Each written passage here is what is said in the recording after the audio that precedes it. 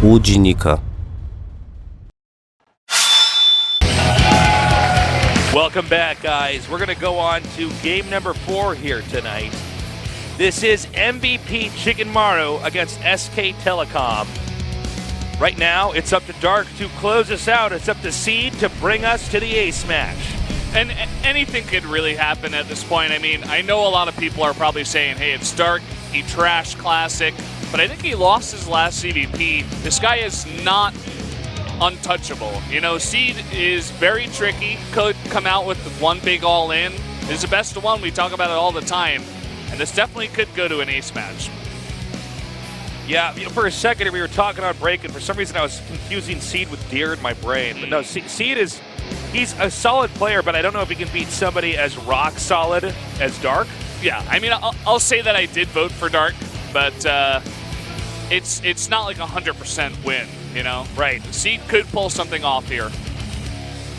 Well, it's going to be on our 4-player map, Lerilak Crest.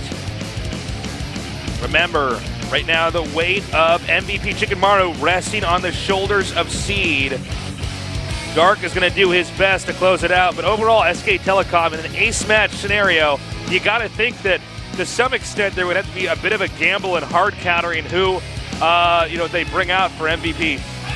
We're going out into this next match. Let's do this. Whee! Sick outro by me, huh, Valdez? That was awesome. Thank you. I was waiting for the game start.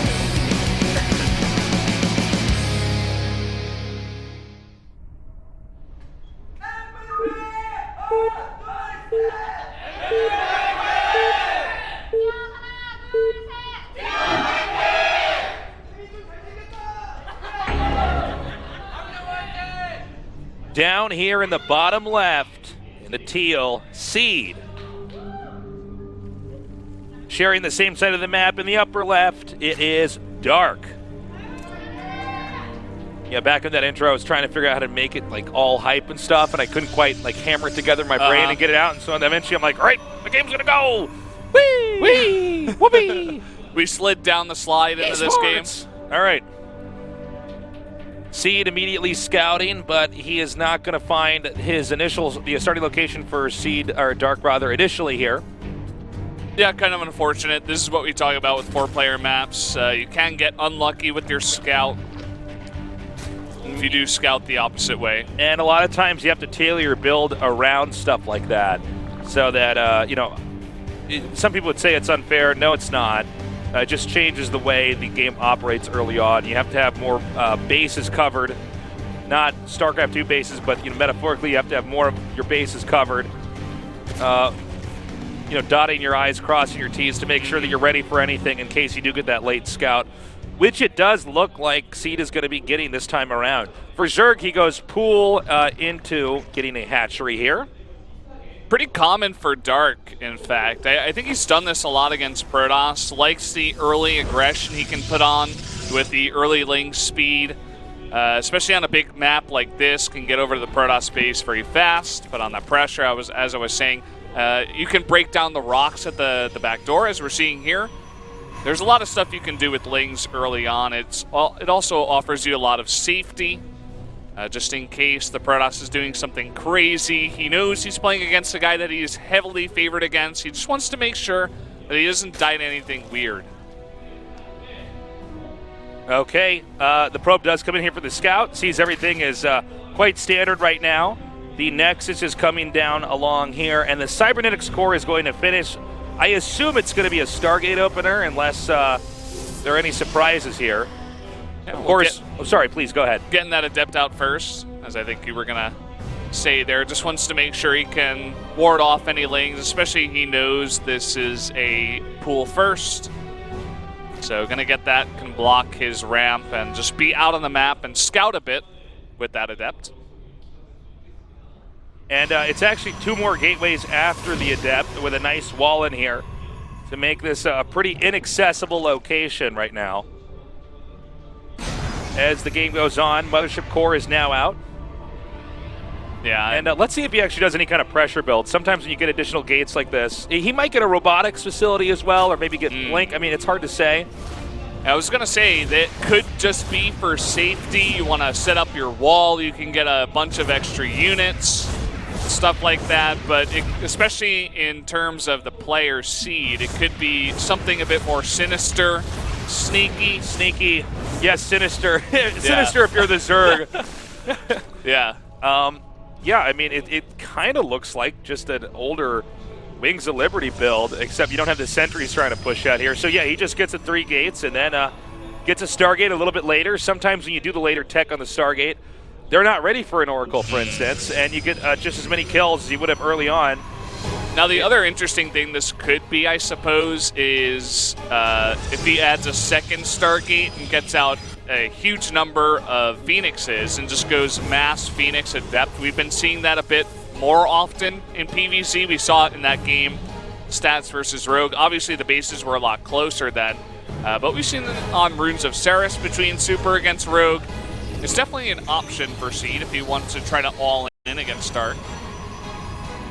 Okay, so perfect wall in here for Seed with just one little entrance we can push out. Layer tech beginning here for Zerg.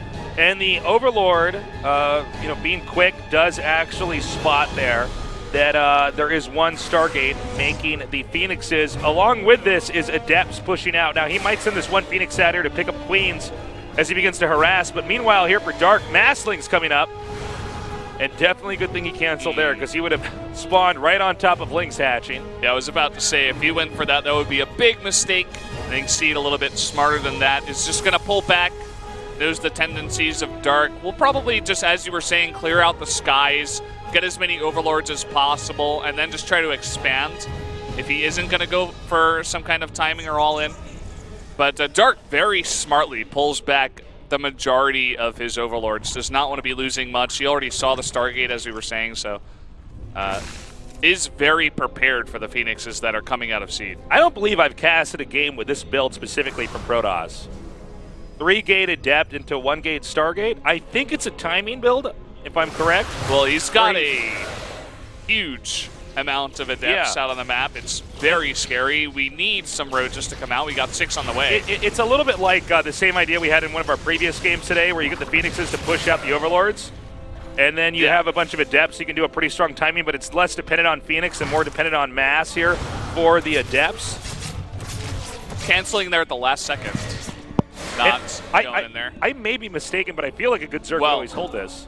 He's adding 3 more gates, so this is not an expand. Yeah. And Dark knows about this. He's actually got a unit to check the third base. Oh, dude, this is so sick. He's getting a Nidus, okay? So if he does hold up the timing, he can counter with a Nidus right here, right now. Or maybe it's some kind of timing, when the Protoss moves out. I'm not totally sure, but what I can... Oh, my God. That's the noise you make. That's the noise that comes out of the hole in my face when I see sentries about to get surrounded, Valdez. That's what happens when I'm playing this matchup and I get my sentry surrounded too. Yeah. That's the noise I make in my house. No, the noises that come out of the hole in my face, Valdez, when I get surrounded like that is something I really can't say here. It's a lot of expletives. Yeah. So... Well, we got a Nidus in the main, and Seed has identified this. Okay, now, first things first. What? Well, I was going to say he could have pulled his probes and blocked off the surface area, but he didn't do that. So all the Queens are going to come out now.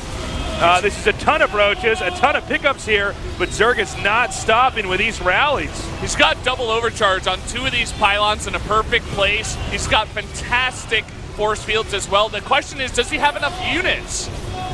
Yeah, I'm not sure, because, I mean, this is 2-base Protoss just with gateways, right? And pretty powerful Adepts. Well, it looks like he's going to hold off this first wave. The probes are going to be pulled, but we've got another Nidus actually down at the 3rd base. It looks like Dark's going to continue committing to this attack, though. Wait, there is a second Nidus. Oh my God, I almost missed that. All right, so he's just going to keep powering this out now. I'm not sure if he's going to be able to end this, though. We got a bunch more Roaches coming out, 3 Queens at a time. Yeah, I'm a bit confused by this timing attack. It seems like just barely Protoss holds this. Yeah, okay. Just barely. So, I was a bit confused by it at the start, but this seems to be a crappy strategy and not necessary. He's going to go for the Nexus. Yeah, this strategy is horrible. I mean, this strategy is absolutely horrible, I think. Now, maybe he wins with finesse here, but first of all, look at it. The guy had 2 bases powering. He's always going to have enough. You do this against somebody who's taking 3 bases really fast, not like, what does Protoss have, like 6 gates or something? Yeah, 6 gates right now at the start gate, and I'm not exactly sure why he's continuing to push this. I think its time is done, for this kind of strategy. Whether or not it's a good strategy or not, he's gonna build another Nidus over here. I don't understand though. I mean, guys, forgive me if I'm being too hard and I'm not seeing something here, but doesn't Protoss just win whack-a-mole here if they're on top of their game and stop this? I believe so. He is going to try to pull this army apart. He's got a lot of queens now. This might do it. This might do it because Protoss was not in position. Once the Nidus start, you have to be everywhere and make sure that you are on top of that so that they it actually has to stop. And eventually, you're just kind of cementing your lead here. But he's continuing to unload. There are a lot of stalkers out here that can help with holding this. Trying to focus down that Nidus. He should be able to. No transfuse, but these roaches have taken out 19 probes in the main. Yeah, and that might be the real story here. It's 26 workers to 57. This is not an all-in, mind you. I mean, as you were saying, 57 drones are still out on the map. It's just like continuous pressure, never allowing Seed to saturate that third base and be comfortable. Yeah, this game is really making me think here. Now he's opening up another Nidus over here, and he still has another Nidus he can drop out, although I don't believe he has any vision over anywhere else. Yeah, and these Phoenixes are out of energy, basically. They got maybe one more lift in them, so he's really just pulling Seed apart. Seed's economy is now in shambles, and he is going to lose his third base. I was critical of this strategy, but I guess the execution was really what won it for Dark. I have to say, though, I'm still surprised. There's a couple things that really make me question what we saw here, but I mean, I guess a win is a win here. He's got enough roaches. It's 130 supply to 68. He's got another Nidus coming down here. He is going to have these units right on the front doorstep, and that should be it, as you were saying. I think he just had the economy to back up continuous units, and now that you can't surround the Nidus with probes, you can always get your Nidus out, and you can't efficiently split up the Protoss army to deal with 3 Niduses in 3 places. I guess I stand corrected. Wow, I was pretty critical of this strat at the start, but you know what? I guess I learned something here. I wonder if Protoss could have been better about staying on top of this. Stalker, maybe Adept can be a little bit more mobile, but maybe not in the manner that he got this set up in here. And at this point in time, especially with the corrosive bile being shot down here. Yeah, that was the rest of Seed's army being burned up there by the biles. Wow, okay. Normally you would not expect a 3-base, and he's even dancing now. Normally you would not expect a 3-base Nidus to work against a 3-base Protoss who's staying tight on 3-base, but Dark makes it work. Really impressive. Well, Dark seems to be on another level. Especially with that map, it's so hard to get down to the third base, and with the commitment to Phoenixes as well, you only will have so many lifts. So he used a lot of them in the first Nidus, and as long as Dark could continuously put out the pressure, as he could with an economy of 57 drones to back it up, it's basically never going to end, and Seed is eventually going to run out of resources, and Dark will eventually find the hole in the defenses. Nicely done there by Dark. That's going to wrap it up. 3 games is a win. Yep, that's it. SKT taking out MVP 3-1. Gumio taking out Classic in kind of a wonky first game, a bit of a base trade. And from there on out, it was Innovation, Sue, and Dark all crushing. I got to say, though, this was a pretty tall order for MVP Chicken Maru to ever beat SK Telecom. SK Telecom, the very best of the best. They are so solid, they are so strong, and that puts them in the lead 3-0 amongst our other teams. Yeah, I mean, even getting 1 win tonight, I think, was a victory for MVP Chicken Maru. They, obviously they're not going to do so well this round, but they can really build off of that and say, hey, we have some players that can take wins and take best of 1, so let's regroup for round 2. Jin Air Green Wings right now. A lot of people really rooting for them, but they're having a hard time so far in Pro League 2016. Well, they're definitely facing some of the harder teams. Going down to KT tonight, definitely not helping them out. Rogue as well, one of their big hitters, not playing up to his level. Kind of disappointing. All right, guys, that does it for tonight. We do not have an interview. We are short on time here at the Nexon Arena. Thank you for joining us from Valdez and Tasteless. We love you. We'll see you tomorrow. Good night.